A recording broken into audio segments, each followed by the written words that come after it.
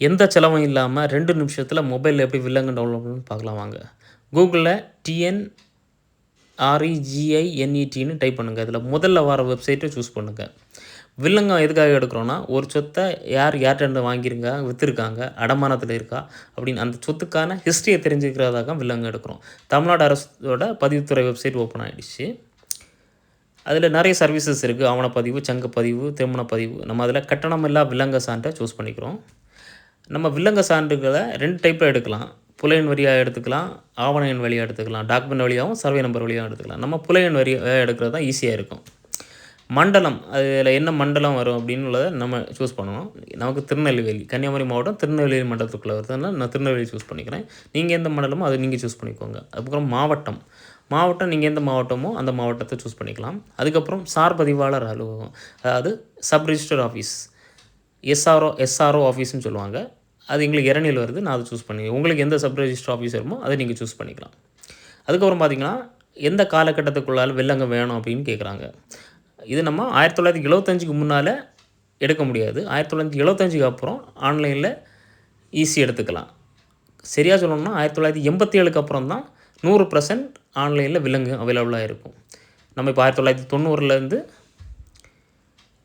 நம்ம எப்போது இன்றைக்கி எடுக்க போகிறோம்னா நேற்றுக்கு வரக்குள்ள காலகட்டத்தை நம்ம சூஸ் பண்ணிக்கலாம். அந்த காலகட்டத்தில் உள்ள வில்லங்கம் நம்ம ஆன்லைனில் எடுத்துக்கலாம். அதுக்கப்புறம் பதிவு கிராமம், அதில் நீங்கள் எந்த வில்லேஜ் ஆஃபீஸோ அதை சூஸ் பண்ணிக்கணும். நான் முளகுமூடு, அதை நான் சூஸ் பண்ணிவிட்டேன். அதுக்கப்புறம் புலையன் சர்வே நம்பர் 24 அதை நான் சூஸ் பண்ணிட்டேன். அப்புறம் அதில் என்ன உட்பிரிவு எண் சப்டிவிஷன் நம்பர் என்ன வரும் அதையும் நம்ம சூஸ் பண்ணிக்கணும். அதுக்கப்புறம் சேர்க்கன் கொடுத்துட்டு கீழே காண்பிக்கப்படும் குறியீடு அதை நம்ம பார்த்து என்னென்னு கவனமாக டைப் பண்ணணும்.